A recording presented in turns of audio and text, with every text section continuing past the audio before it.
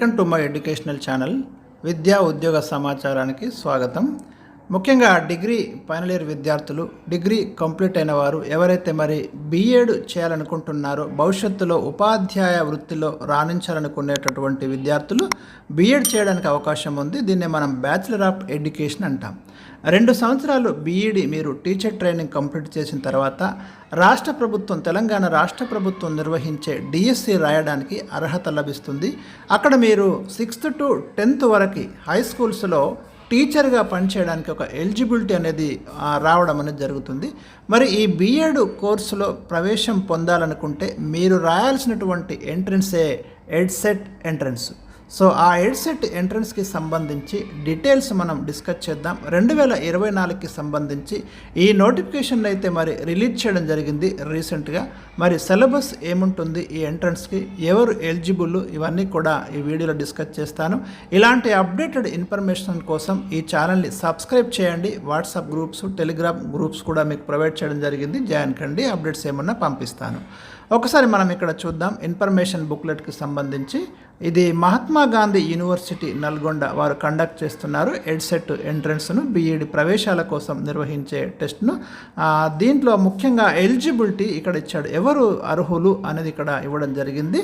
The candidate should be of Indian nationality. సరే, ఇవంతా important, దాదాపు అందరు ఎలిజిబుల్ ఇండియాలో ఉన్నాం. అంటే ఈ ఎంట్రన్స్ కోసము తెలంగాణలో జరిగేటటువంటి ఎంట్రన్స్ కాబట్టి లోకల్ స్టూడెంట్స్ ఎక్కువగా రాస్తారు, ఇదంత పెద్ద ఇష్యూ కాదు.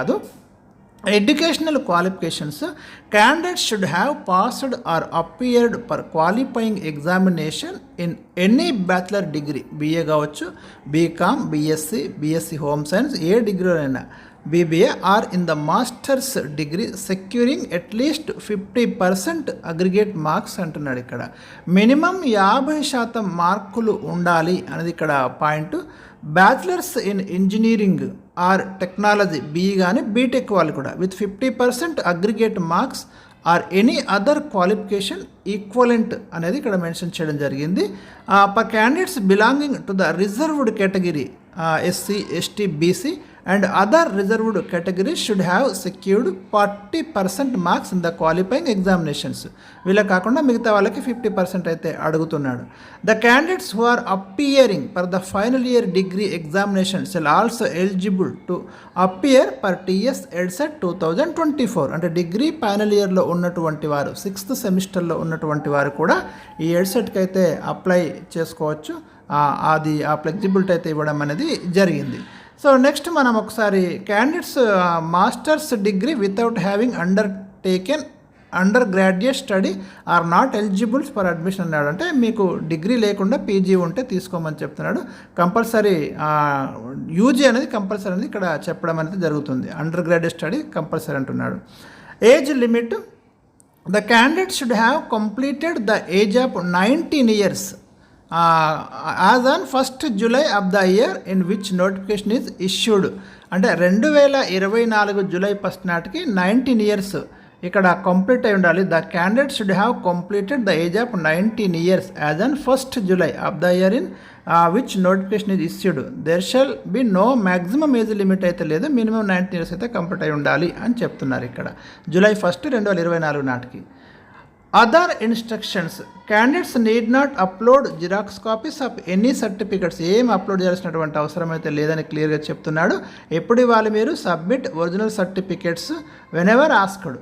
The information furnished in the application will be verified with originals at the time of entry in to the course. అప్పుడు మీకు సీట్ వచ్చినాక ఆ కౌన్సిలింగ్ టైంలోనైతే మీరు ఒరిజినల్స్ అన్ని సబ్మిట్ చేయాల్సి ఉంటుంది. అప్పటికి మీ రిజల్ట్ వస్తే సరిపోతుంది. The mere appearance at the entrance test does not entitle the candidate the right to claim and entry into BEd. అంటే జస్ట్ మీరు ఎగ్జామ్ అపియర్ అయినంత మాత్రాన సీటు ఇవ్వడం అనేది ఉండదు. దాంట్లో మెరిట్ వస్తేనే ఇస్తామని చెప్తే అది ఎక్కడైనా జరిగేదే. కామన్గా మెరిట్ రాంది ఎవరు ఇస్తారు? మెరిట్ వస్తేనే మీకు ఆ ఎంట్రన్స్లో సీట్ అనేది లభిస్తుంది. ఆ candidate must submit the application online only online application మీరు సబ్మిట్ చేయాల్సి ఉంటుంది. మీరు వెబ్సైట్లోకి వెళ్ళి మీ డీటెయిల్స్ అన్ని ఎంట్రీ చేసి సబ్మిట్ చేయండి. ఫీ ఏమైనా ఉంటుంది, ఫీ ఉంటుంది, దానికి పేమెంట్ చేసేసి మీరైతే సబ్మిట్ చేయాలి. After filling all the boxes in the online application the candidate must click on the submit button అర్థమైంది కదా. Otherwise registration number will not be generated and hence application will not be considered. మీరు submit button అన్నీ fill చేసి submit button నొక్కాలి. నొక్కకపోతే మీకు hall ticket రాదు చెప్తున్నాడు క్లియర్గా. ఎందుకు వస్తుంది? రాదు. సబ్మిట్ చేస్తేనే వస్తుంది. Candidates will not be allowed in to the examination hall after command. ఇవన్నీ జనరల్ ఇన్స్ట్రక్షన్స్. ఎగ్జామ్ స్టార్ట్ అయినాక మేము రానియము, ఎగ్జామ్ స్టార్ట్ కాకముందే ఉండాలని చెప్తున్నారు. ఇవన్నీ చూసుకుంటాం మనం. కానీ ఇంకా మెయిన్ పాయింట్స్ చూస్తాను. డేట్స్ చూడండి. నోటిఫికేషన్ మార్చి 4 రిలీజ్ అయిపోయింది. Commencement of submission of online application forms మార్చి 6 నుంచి స్టార్ట్ అయిపోయినాయి. గమనించండి మీరు, ఇది ఇంపార్టెంట్ ఇక్కడ. లాస్ట్ డేట్ చూడండి, మే 6 వరకు అప్లై చేసుకోవచ్చు, నో ప్రాబ్లం. చాలా టైం ఇచ్చాడు. ఎక్కడ దాకా last date for submission and registration of online application form without late fee. 750 రూపాయలు ఫీ ఉంది ఇక్కడ. 550 ఎవరికి? ఎస్సీ ఎస్టీ ఫిజికల్లీ హ్యాండిక్యాప్డ్ వాళ్ళకి 550 ఉంది, మిగతా వాళ్ళంతా 750. మే 6 వరకు పేమెంట్ చేసుకోవచ్చు. ఎవరైనా ఇంకా లేట్ అయింది కట్టుకోలేదు ఆ టైంలో అంటే మే 13 వరకు కూడా పేమెంట్ చేయొచ్చు. కానీ ఫైన్ వేస్తున్నాడు. ఎంత? 250 రూపాయలు ఫైన్ తోటి మీకు మే 13 వరకు కూడా ఛాన్స్ ఉంది. కరెక్షన్ ఏమన్నా మీరు అప్లికేషన్ ఇప్పుడు ఆన్లైన్లో చేసిండ్రు, ఏమైనా కరెక్షన్స్ అయ్యో ఇట్లా తప్పు రాస్తేనే తప్పు కొడితేనే అని బాధపడకూడాల్సిన అవసరం లేదు. మీకు కరెక్షన్ కోసం డేట్ ఇచ్చిండు. మే 13 నుంచి మే 15 మధ్యలో మళ్ళీ ఒకసారి మీ అప్లికేషన్ ఓపెన్ చేసుకొని మీరు ఏమైనా డేట్ ఆఫ్ బర్త్ తప్పు కొట్టినరా, ఫాదర్ నేమ్ తప్పు కొట్టినరా, ఎందుకంటే కొడతారు గమనిస్తున్నాం కదా. అట్లా ఏమైనా ఉంటే కరెక్షన్ చేసుకోవచ్చు. అది కూడా మీకు ఒక ఇచ్చిండు. ఇక హాల్ టికెట్స్ డౌన్లోడ్ చేసుకోవడానికి మీకు వెబ్సైట్ అడ్రస్ ఇచ్చిండు ఇక్కడ. edset.tsch.ac.in అప్లై కూడా ఇక్కడికి వెళ్ళి చేయాలి. ఇదే window.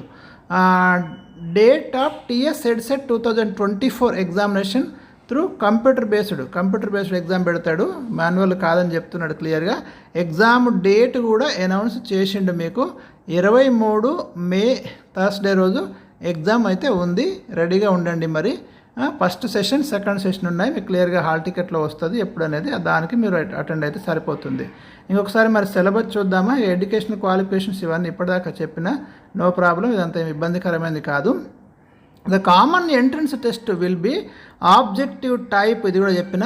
Each question carries 1 mark, ప్రతి క్వశ్చన్కి 1 మార్క్ ఉంటుందట. And test is conducted per total 150 మార్కులు.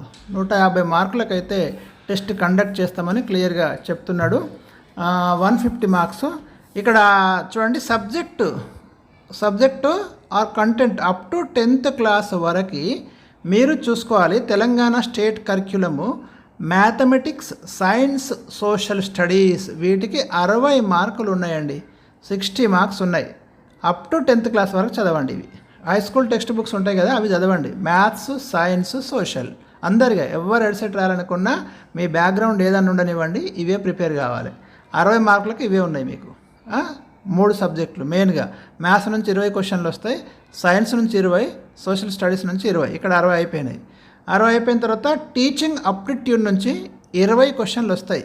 అంటే మీరు ఉపాధ్యాయ వృత్తికి సరిపోతారా లేదా అనేది కొన్ని ప్రశ్నలు అయితే మీకు అడుగుతాడు. ముఖ్యంగా ఉపాధ్యాయ వృత్తికి సంబంధించినటువంటి ప్రశ్నలు కావచ్చు, బోధన పద్ధతులకు సంబంధించిన ప్రశ్నలు కావచ్చు, లేదా జాతీయ విద్యా విధానానికి సంబంధించిన ప్రశ్నలు కావచ్చు. ఇలాంటి క్వశ్చన్స్ వస్తాయి. ఇక్కడ జనరల్ క్వశ్చన్స్ ఉంటాయి, ఏం టెన్షన్ పడాల్సిన అవసరం అయితే లేదు. ఓవరాల్గా సిస్టమ్ మీద ఐడియా ఉంటే సరిపోతుంది.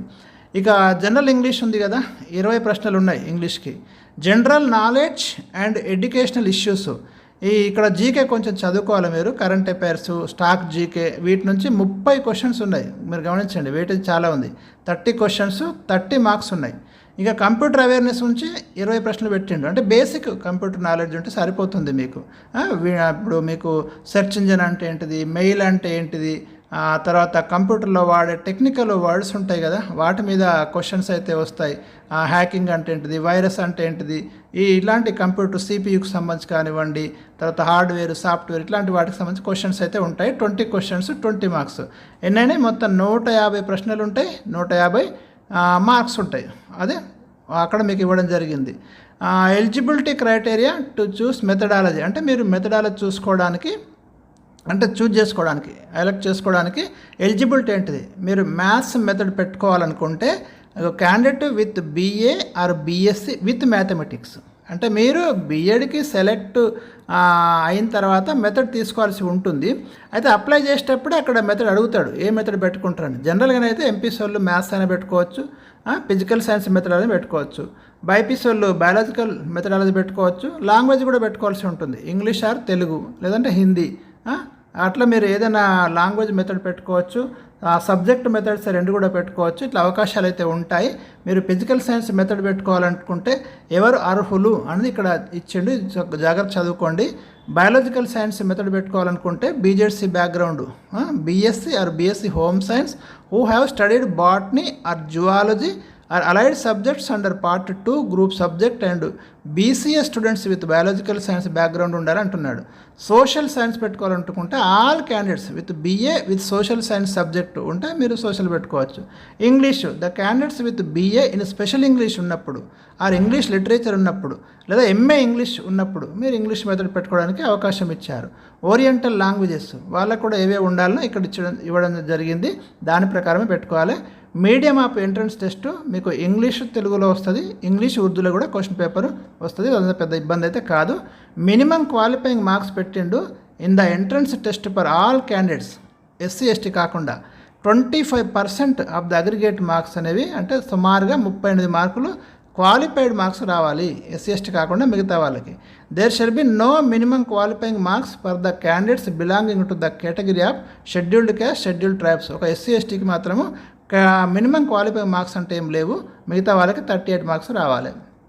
However the candidates belonging to SC ST community shall secure the minimum qualifying marks of 25% of marks is rounded up to 38 marks. However, the candidates belonging to SC/ST communities shall secure the minimum qualifying marks 25% in EdSET to claim seat under NCC sports and games physically handicapped children of armed personnel quota. అంటే ఇందులో claim చేయాలనుకునే SC ST candidates మాత్రం ఖచ్చితంగా 38 marks తెచ్చుకోవాలి. ఏది ఈ కోటాలో, NCC కోటాలో, స్పోర్ట్స్ కోటాలో మీరు క్లెయిమ్ చేయాలనుకుంటే మీకు కంపల్సరీ 38 మార్క్స్ ఉండాలి అని చెప్తున్నాడు. అక్కడ మినిమం క్వాలిఫై అయి ఉండాలని చెప్తున్నాడు. ఇక ర్యాంకింగ్ రిజల్ట్ గురించి అయితే ఇవ్వడం జరిగింది. సో మీరు మంచిగా హై స్కూల్ టెక్స్ట్ బుక్స్ అన్నీ కూడా ప్రిపేర్ అయితే ఈ ఎడ్సెట్లో సీట్ సంపాదించవచ్చు. ఎడ్సెట్లో సీట్ సంపాదించినంత మాత్రమే మీరు టీచర్లు గారు 2 సంవత్సరాలు బీఈడి కోర్స్ చేయాలి. 2 సంవత్సరాలు చూస్తుండగా అయిపోతుంది. తర్వాత రాష్ట్ర ప్రభుత్వం నిర్వహించే టీచర్ ఎలిజిబిలిటీ టెస్ట్ అంటాం, టెట్ అంటాం దీన్నే, అది క్వాలిఫై కావాలి. తర్వాత డిఎస్సి రాసుకుంటే డిఎస్సిలో సెలెక్ట్ అయితే మీరు ఒక మంచి ఉపాధ్యాయుడిగా లేదా ఉపాధ్యాయురాలుగా మీరు ఎంపిక అవడానికి అయితే అవకాశం ఉంటుంది. సో ఎడ్సెట్కి సంబంధించింది మరి ఈ డీటెయిల్స్ అయితే నేను మీకు ప్రొవైడ్ చేయడం జరిగింది. ఇంకా ఏమైనా డౌట్స్ ఉంటే మీ కామెంట్స్ రూపంలో తెలియజేయండి. ఆ డౌట్స్ అన్నీ క్లారిఫై చేసే ప్రయత్నం అయితే చేస్తాను. మరి ఇక ఈ వీడియోని ఇంతటితో నేను ముగిస్తున్నాను, ఎందుకంటే ఇప్పటికే లెంతీ వీడియో అయిపోయింది. చాలా ఇంకేమైనా ఉంటే నేను నెక్స్ట్ వీడియోలో మీకు అందించే ప్రయత్నం అయితే చేస్తాను.